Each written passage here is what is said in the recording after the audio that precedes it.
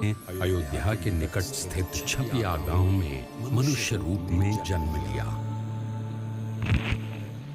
बाल घनश्याम के रूप में दिव्य लीलाओं से भरे बाल्यकाल के कुछ वर्ष उन्होंने छपिया में बिताए और कुछ वर्ष अयोध्या में बिताए और 29 जून सन 1792 की रात को वे नीलकंठ वर्णी के रूप में अयोध्या से कल्याण करने के लिए एक कल्याण यात्रा पर अमरपुर, नैमिषारण्य, बरेली, नारदवन, हरिद्वार, श्रीपुर, गौरीकुंड आदि स्थानों से होते हुए उन्होंने केदारनाथ की यात्रा की। केदारनाथ से सीधे बद्रीनाथ जाने का अति विकट मार्ग लांघकर उन्होंने बद्रीनाथ की यात्रा की और आगे घोर शीत ऋतु में भी बद्री वन में कठोरतम तपश्चर्या करके विश्व के सबसे ऊंचाई पर स्थित प्रदेश तिब्बत में हिमालय के उत्तुंग बर्फीले पर्वत शिखरों को पार करके उन्होंने मानसरोवर जाकर निवास किया। पुनः बद्रीनाथ आकर वहां से गौमुख, गंगोत्री, हरिद्वार, अयोध्या आदि स्थानों से होते हुए वे वंशीपुर आकर रहे और अयोध्या से गृह त्याग करने के लगभग 1 वर्ष की यात्रा के बाद नीलकंठ वर्णी बढ़ चले वंशीपुर से मुक्तिनाथ की ओर।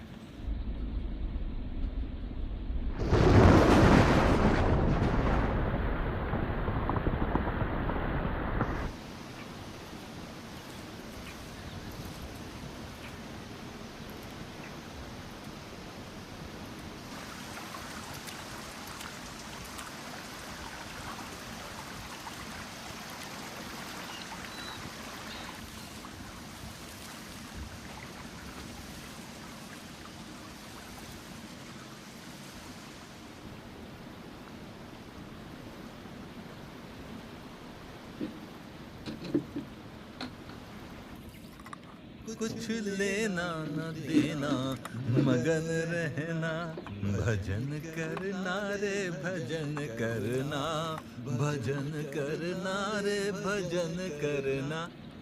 भजन तो करना और भोजन भी करना, क्योंकि भूखे पेट न होए भजन गोपाला। भजन करना पर भोजन भी करना, भजन।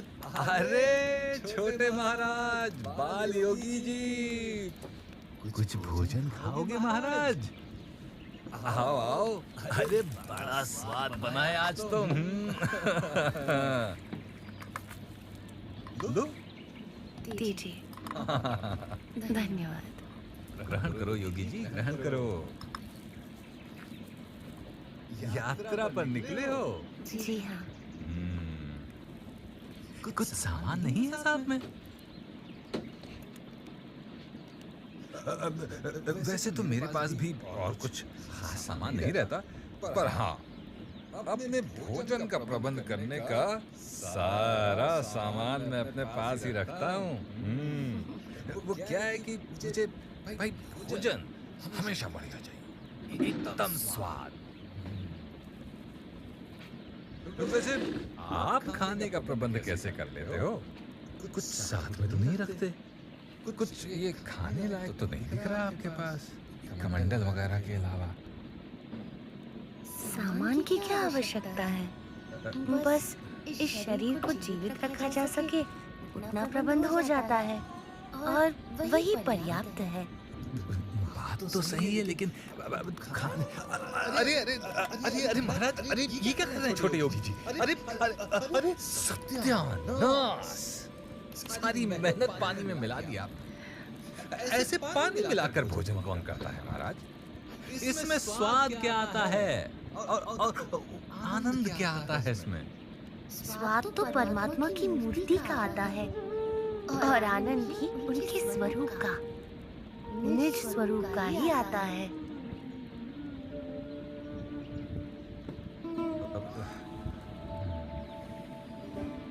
इतना स्वादिष्ट भोजन जो बनाया था, हैं? उसका क्या हैं?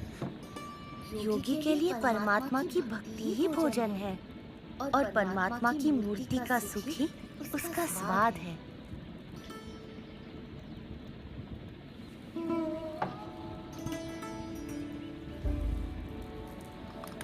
धन्यवाद सन्यासी जी। बाली होगी, धन्यवाद तो मुझे आपका करना चाहिए कि आपने मुझे इस स्वाद लोलुपता से अवगत कराया महाराज, और निस्वाद होने की सीख। कुछ लेना न देना, मगन रहना, और भोजन नहीं, अब भजन ही करना, भजन करना, भजन करना।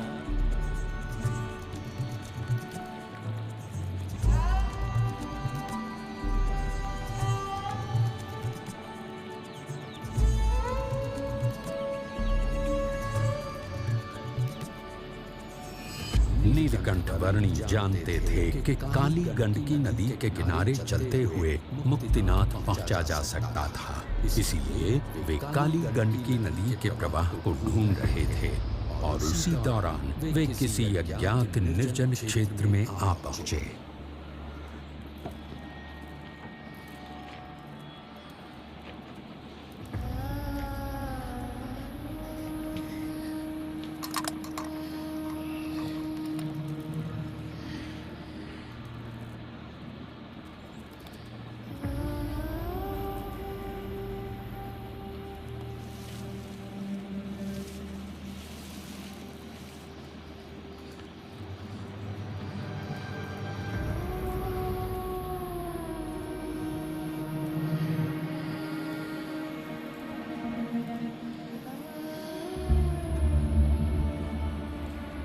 इस सुनसान क्षेत्र में धरती पर खाने या पीने के लिए कुछ भी नहीं था और आकाश में शिकारी पक्षियों के झुंड किसी भी पशु या मनुष्य के शरीर को अपना भोजन बनाने के लिए आतुर थे।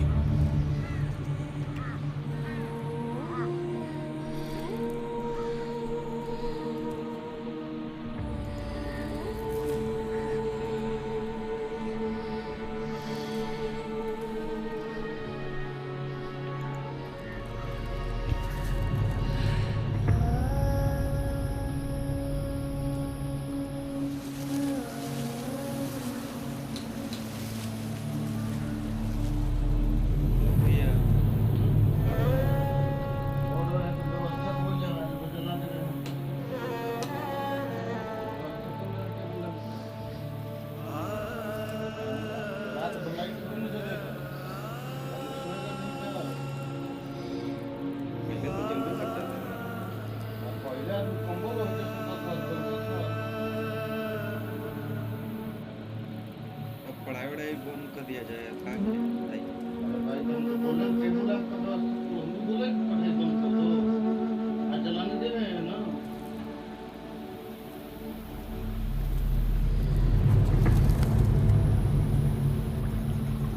निरंतर 3 दिनों तक भूखे प्यासे रहने के बाद यदि किसी भी सामान्य मनुष्य को पानी मिल जाए तो उसके लिए तत्काल पानी पी लेने से अधिक प्राथमिकता और कुछ भी नहीं हो सकती थी, परंतु नीलकंठ वर्णी के लिए ऐसी विपरीत परिस्थितियों में भी सबसे अधिक प्राथमिकता थी उनकी भक्ति।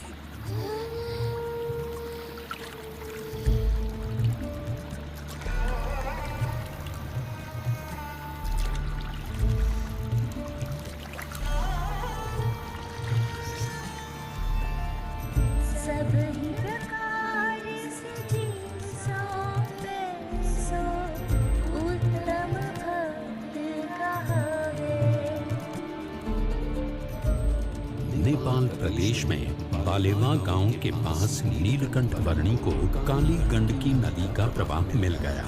जो अब मुक्तिनाथ तक पहुंचने का रास्ता तय करने के लिए उनका पथदर्शक था।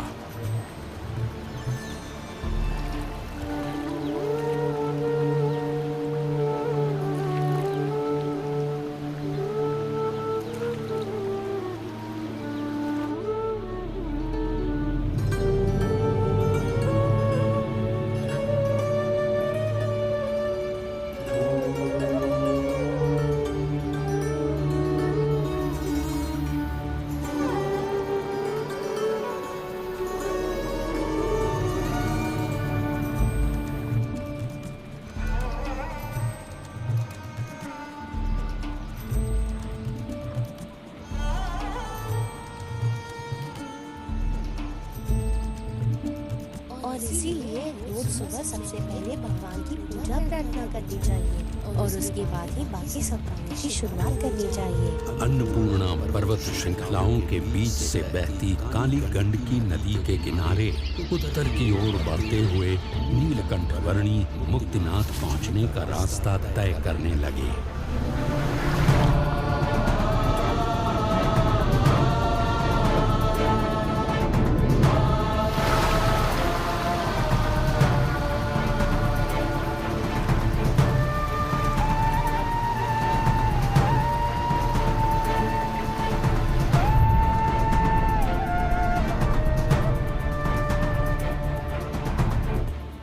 काली गंडकी नदी का प्रवाह मुक्तिनाथ जाने के लिए नीलकंठ वर्णी का मार्गदर्शक था और तातोपानी क्षेत्र से आगे किसी घाटी में से चलते समय कहीं पर काली गंडकी नदी का वो प्रवाह मानो अदृश्य हो गया। उस प्रवाह को ढूंढ लेना अनिवार्य था।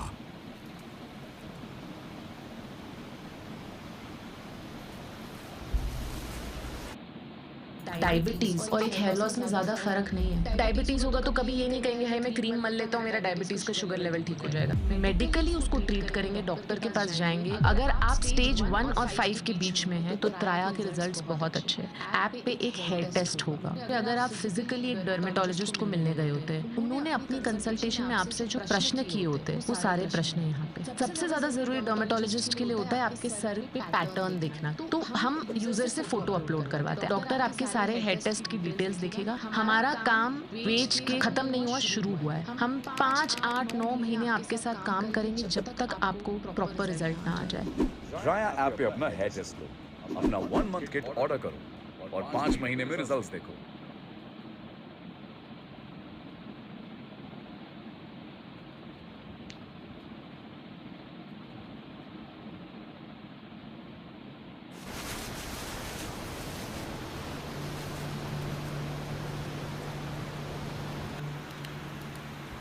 पानी की आवाज की दिशा में आगे बढ़ते हुए संध्या काल होते होते नीलकंठ वर्णी एक ऐसे स्थान पर आ पहुंचे जहां 2 पर्वतों के बीच की खाई में स्थित एक गुफा में सामने से पानी का प्रचंड प्रवाह आ रहा था। मुक्तिनाथ पहुंचने के लिए यदि काली गंडकी नदी को पुनः पाना था तो यहीं से होकर जाना था। ऐसा निश्चय करके नीलकंठ वर्णी इस भयानक गुफा में से बहते हुए पानी के प्रचंड प्रवाह का सामना करते हुए आगे बढ़ने लगे।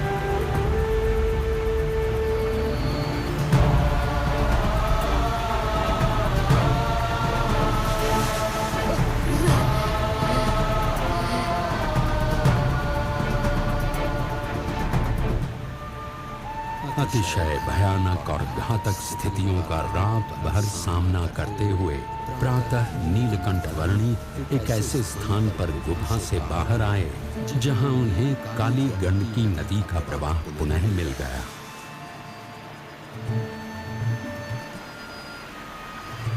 मुक्तिनाथ पहुंचने के लिए पुनः काली गंडकी नदी के किनारे उत्तर की ओर बढ़ चले नीलकंठ वर्णी की कुछ हठयोगी सन्यासियों से भेंट हो गई। आप सभी हठ योगियों को हमेशा उचित साधना करने का मार्गदर्शन मिलता रहे और अंततः परमात्मा की भक्ति का उत्तम योग प्राप्त हो, ऐसी मेरी शुभेच्छा है।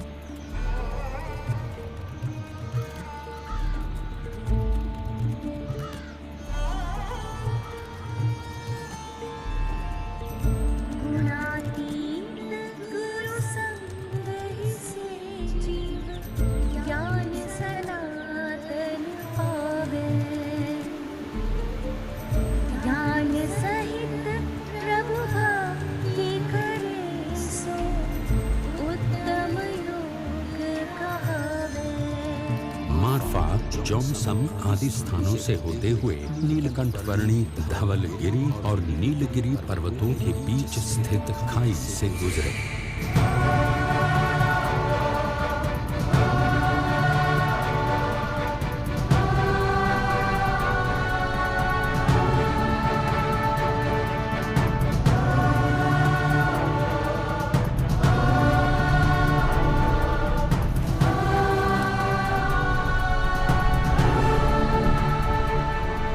विश्व की कुछ सबसे गहरी खाइयों से होते हुए नीलकंठ वर्णी एक ऐसे क्षेत्र में आ पहुंचे जहां सबसे वास्तविक रूप के शालिग्राम प्राप्त होते हैं, ऐसा माना जाता है।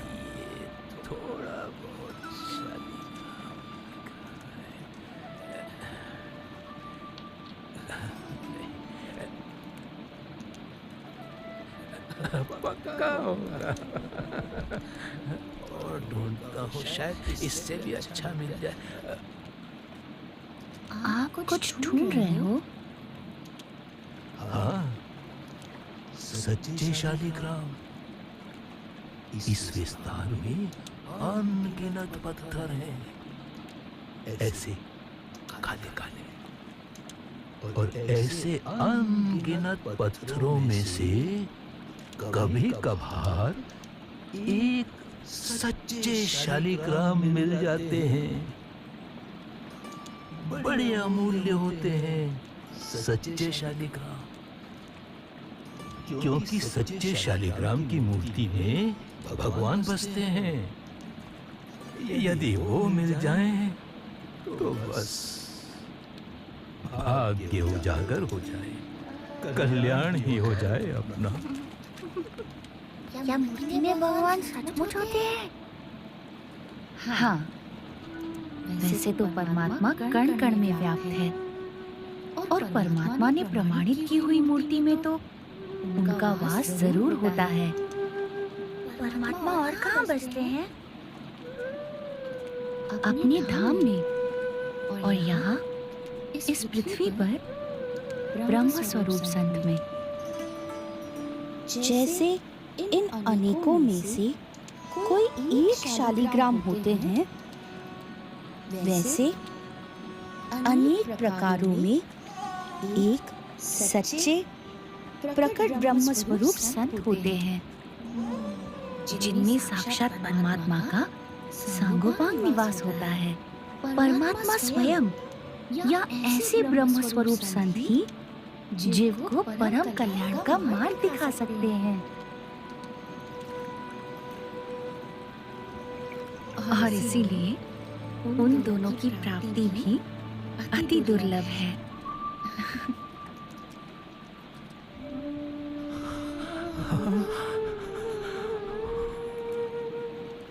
धन्य हो गया मैं। प्रणाम प्रभु। कागबेनी, रानी पौवा आदि स्थानों से होते हुए नीलकंठ वर्णी अंततः मुक्तिनाथ आ पहुंचे।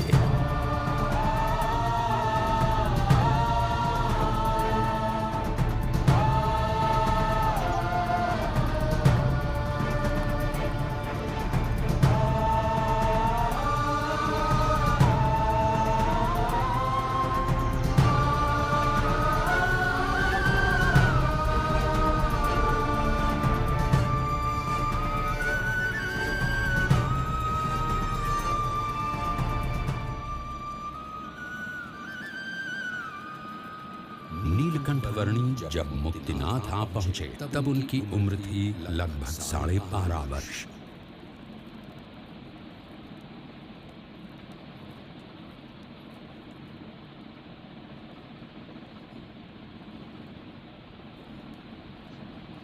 हिमालय की गोद से बहता निर्मल जल यहाँ मुक्तिनाथ मंदिर में मानो पवित्र हो जाता है जब वो 108 गौमुखों से होकर बहने लगता है।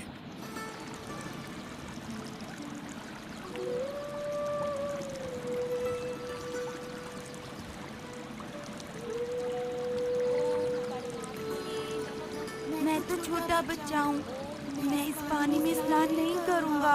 बेटा हमने स्नान कर लिया ना, चलो तुम भी कर लो। हाँ, ये तो बहुत ठंडा है माँ, मैं इसमें स्नान नहीं कर पाऊँगा। फिर भी स्नान तो करना पड़ेगा बेटा। जाओ मेरे साथ आ जाओ दोस्त। जाओ जाओ चलो आ जाओ।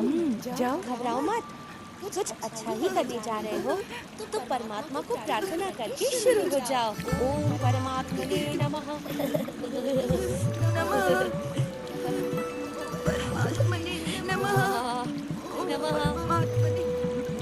नमः। मैंने स्नान कर लिया, मजा आ गया। सुनो, मेरे साथ चलो, मैं तुम्हें फिर से स्नान करवाता हूँ। चलो चलो, बहुत मजा आएगा।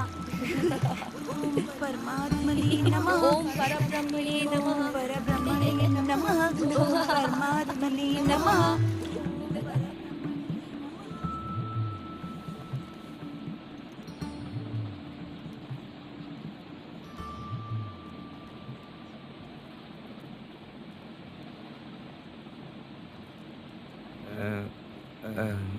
कुछ ढूंढ रहे हैं आप भरनी जी? ब्रह्मा जी के पुत्र पुला जी ने यही कहीं तपस्या की थी ना? हाँ, यहीं पर आगे। इसलिए तो ये जगह पुलाश्रम कहलाती है। पर क्यों? मुझे भी वहाँ तपस्या करनी है। आप इतने तपस्वी तो हो ही गए हैं। अब और कब तक तपस्या करते रहेंगे?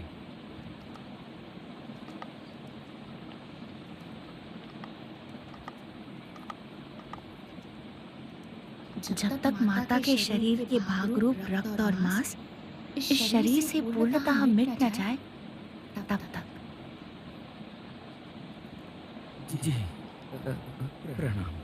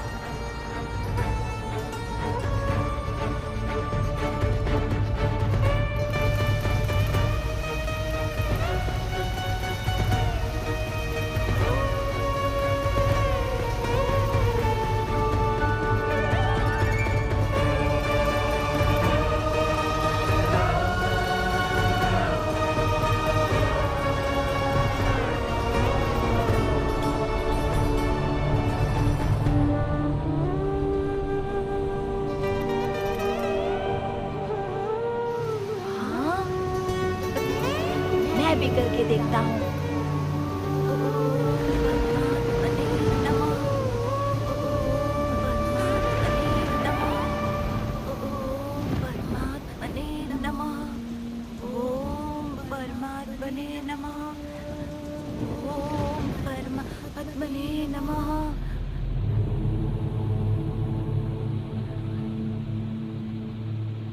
अरे कल सुबह से ये ऐसे ही खड़े हैं। कितने दिनों से इनकी तपश्चर्या ऐसे ही चल रही है। अपना पूरा जीवन मैंने यहाँ मुक्तिनाथ में बिताया है, पर आज तक ऐसी असामान्य तपश्चर्या के दर्शन मुझे नहीं हुए। ऐसा लग रहा है जैसे साक्षात परमात्मा यहाँ पृथ्वी पर उतर आए हों।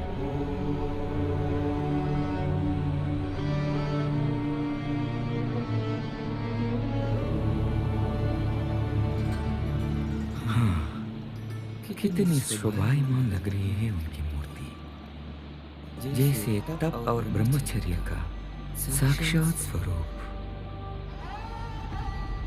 सूर्य देव को भी तेज प्रदान कर रही हो, ऐसी तेजोमय कांति।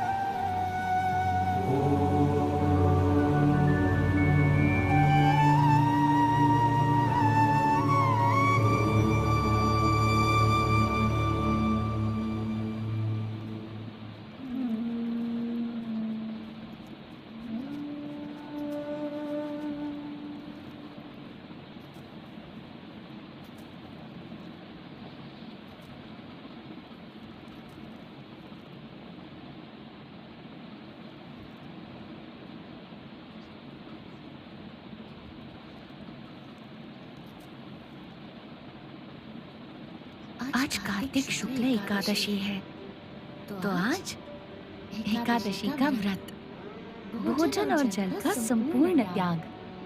कल द्वादशी के दिन पारणा करके मैं ये तपश्चर्या पूर्ण करूंगा। अगर आप एकादशी का व्रत करोगे तो मैं भी करूंगा।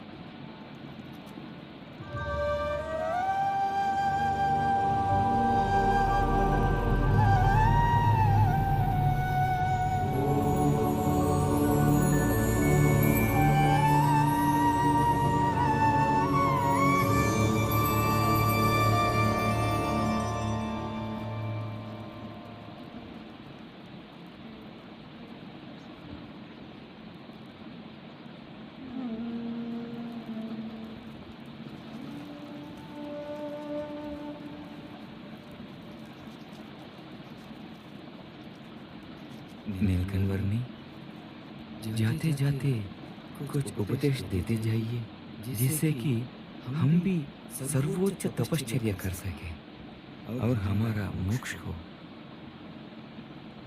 तप, त्याग, वैराग्य, तीर्थ, सेवा आदि तो अनेक साधन हैं, पर वे आत्यंतिक मोक्ष पाने के लिए पर्याप्त नहीं हैं। पर हाँ, यदि परमात्मा का दृढ़ आश्रय कर लिया जाए तो ऐसे कई सारे साधनों के फल से भी अधिक ऐसा आत्यंतिक मोक्ष मिल सकता है। नीलकंठवर्णी, आपकी तपो मूर्ति की दिव्य स्मृति हमेशा के लिए हमारी हृदय में जीवंत रहे और उसी के आश्रय से ही हमारा पूरा जीवन बीते। ऐसे आशीर्वाद हम पर बनाए रखना। नीलकंठ प्रभु, प्रणाम। तपश्चर्या में मेरी सहायता करने के लिए धन्यवाद। धन्यवाद। प्रणाम। प्रणाम।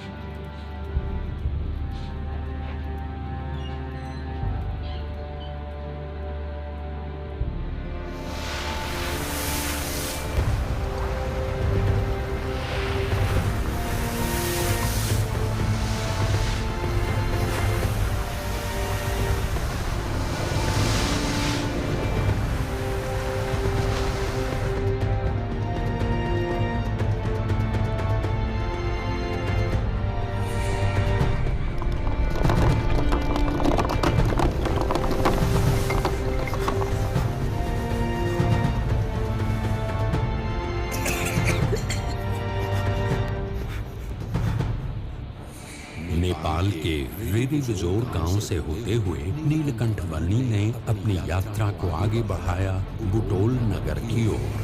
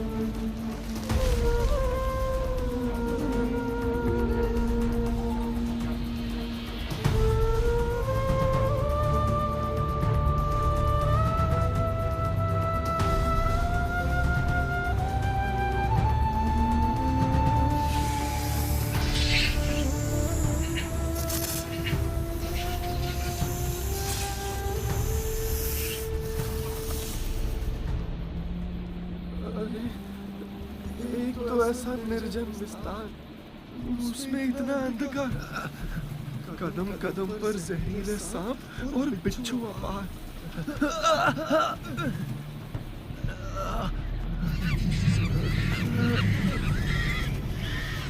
और ऊपर से कभी भी कोई भी जंगली पशु कर सकता है कहीं से भी वहां। हे भगवान, अब तो तू ही कर मेरा उद्धार।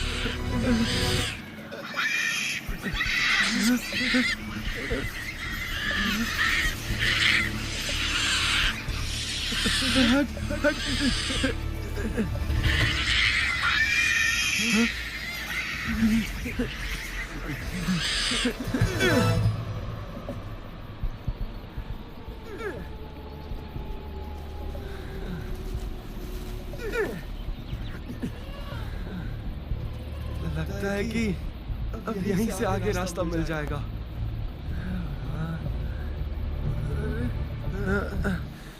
ये तो मैं उसी जगह पर आकर अटका जहां से रास्ता ढूंढने के लिए निकला था। भगवान, क्या मुसीबत है।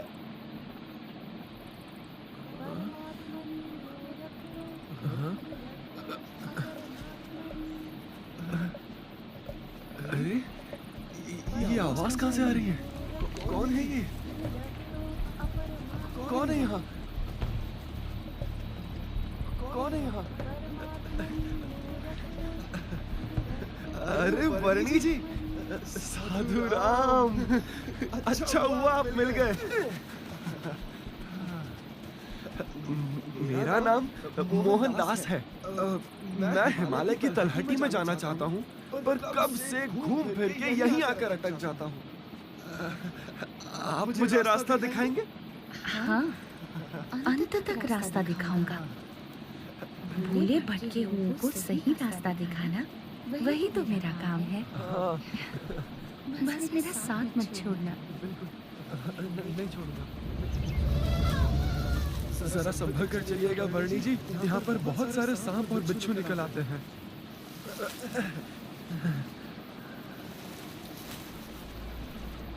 शिकारी पशुओं की तो भरमार है यहाँ, कहीं से भी सामने आ सकते हैं। बहुत ध्यान रखिएगा। इसमें थोड़ी भिक्षा दे दीजिए। धन्यवाद भैया। धन्यवाद। आज तो वर्णी जी के लिए बहुत बढ़िया भोजन बनाऊंगा। प्रभु जी उतारे भाव पार मेरे।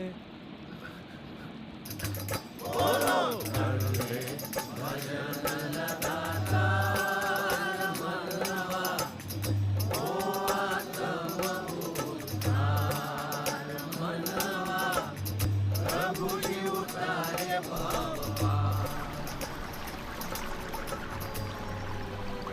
वर्णी जी सो गए, मैं भी जरा आराम कर लेता हूँ। लाइए मैं आपको स्नान करा देता हूँ वर्णी जी। नहाइए। आपकी सेवा करने से ऐसा आनंद मिलता है जैसा भगवान की सेवा करने से मिलता है।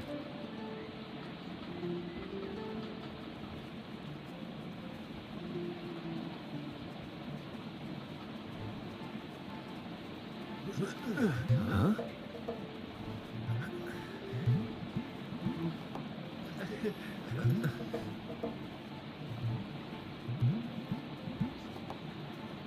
ये कमंडलू बहुत सुंदर है।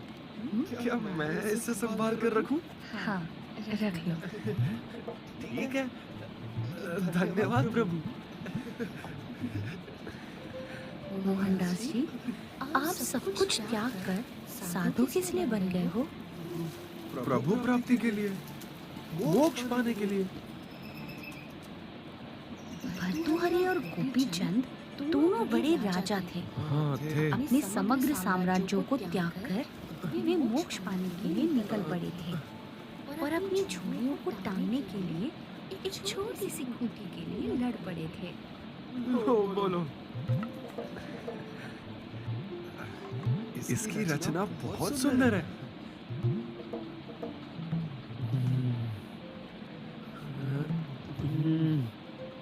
आपको पता है वर्णी जी, भरत राजा तो समग्र पृथ्वी का राज्य त्याग कर मोक्ष प्राप्ति के लिए निकल पड़े थे, पर उन्हें एक हिरण से ऐसा मोह हो गया कि वे मोक्ष मार्ग से विचलित हो गए। ये कमंडलू, इसे तो मैं बहुत संभाल कर रखूंगा। चौवन जी और सौभरी जी ने उस हद तक तप किया था कि वे देह भाव से परे हो गए थे, पर इतना कुछ करने के बाद भी वे माया के क्षुल्लक सुख में मोहित हो गए थे। लो,